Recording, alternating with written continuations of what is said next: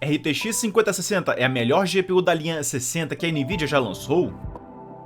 Apesar da série RTX 50 possuir o menor aproveitamento de chip ou corte de chip dentre todas as outras gerações anteriores, onde o chip da RTX 5090 possui mais de 21 mil núcleos CUDA, enquanto a RTX 5060 possui apenas 3.840 núcleos CUDA, com 48 ROPs, ou ROPs. É o segundo maior salto de núcleos CUDA em toda a geração RTX 50, comparado às RTX 40, onde a RTX 5060 possui 25% de núcleos a mais do que a RTX 4060, onde a RTX 5060 Ti teve um salto de 6%, a RTX 5070 teve um salto de 4%, a RTX 5070 Ti com 16% a mais, e a RTX 5080 com 10% a mais de núcleos CUDA, e sendo somente inferior ao salto de núcleos CUDA da RTX 5090, com 32% de núcleos CUDA a mais do que a RTX 4090. Já a RTX 5050 é uma piada mesmo, criada para impulsionar as vendas das RTX 5060, visto que, em desempenho bruto, é muito inferior às RTX 5060,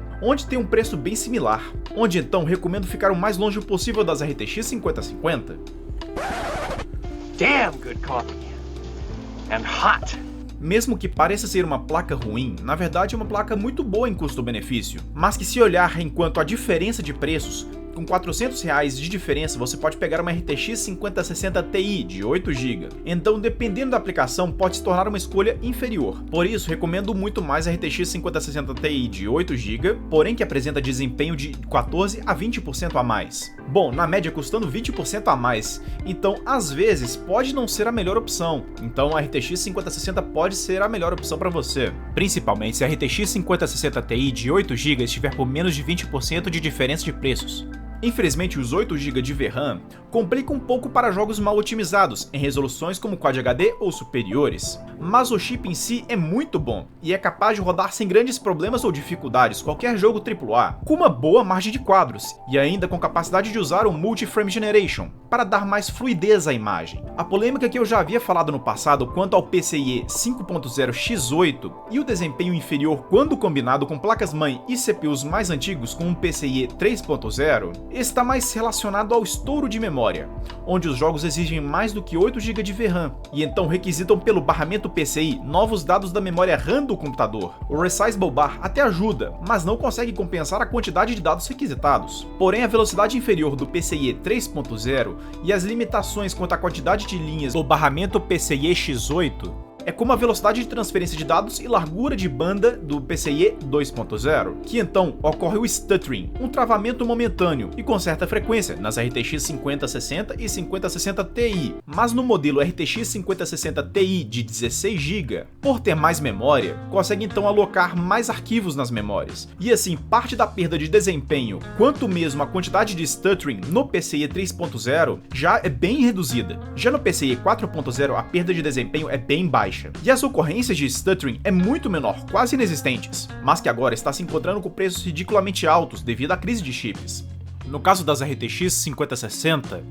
onde antes era por volta de R$ 1.800, que agora está sendo encontrado na faixa de R$ 2.200. Já os modelos RTX 5060 Ti se encontram na faixa de R$ 2.599 nos modelos de 8 GB e R$ 3.399 nos modelos de 16 GB. E isso é bem caro, basicamente sendo o preço de uma RTX 5070 antes da crise de chips. Então, nessa geração, por desempenho por real gasto, ou seja, custo-benefício, tanto a RTX 5060 quanto a RTX 5070 são as melhores opções, a meu ver. Agora, comparando os dados das GPUs da linha 60 nos últimos anos, podemos ver que, da GTX 1060 para a RTX 2060, foi um bom salto sim, com 50% de núcleos CUDA a mais, trazendo também RT Cores, capazes então de rodar o Ray Tracing, claro que com uma baixa qualidade, mas que para a época já era muita coisa já, tá? Mas que infelizmente aumentou muito os preços das GPUs, com a alegação da Nvidia sobre os RT Cores. Então foi bem complexo. Já nas RTX 3060, foi o maior salto na quantidade de núcleos CUDA,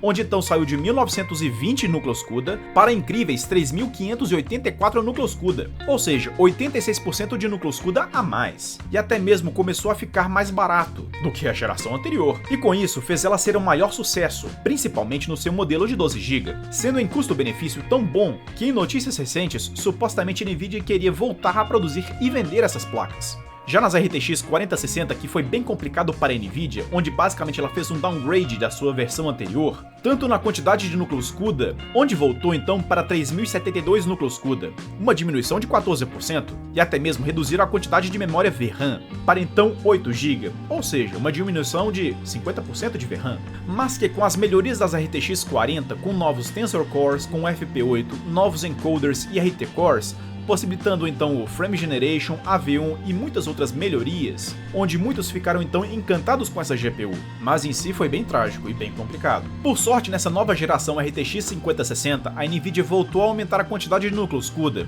agora então para 3840, ou seja, um aumento de 25%, comparado com a geração anterior, mas que infelizmente permanece nos 8 GB de VRAM, que por sorte, com essa crise de chips, devido à IA, é uma das GPUs que menos tende a sofrer aumento de preços. Como o anúncio das RTX 50 foi basicamente focado no Multi-Frame Generation, a Nvidia disponibilizou inicialmente dados de desempenho de FPS em jogos já constando o Multi-Frame Generation como desempenho bruto, e isso trouxe bastante repercussão. E no anúncio onde a RTX 5070 teria então um desempenho igual à RTX 4090, muitos ficaram muito empolgados, mas quando perceberam a pegadinha da Nvidia, ficaram bastante tristes e nervosos com a Nvidia. E ainda inflado nas RTX 5060, onde prometia um salto de desempenho muito superior, que na verdade não foi muito bem cumprido, né? Como é possível ver nesta imagem, quando ativo em jogos o Multi-Frame Generation, aumenta muito a quantidade de quadros, mas quando o jogo não possui o suporte ao Multi-Frame Gen, a diferença cai bastante. Em si, a melhor GPU da linha 60 já lançada no mercado, em desempenho bruto comparado à versão anterior, sem sombra de dúvidas, foi a RTX 3060,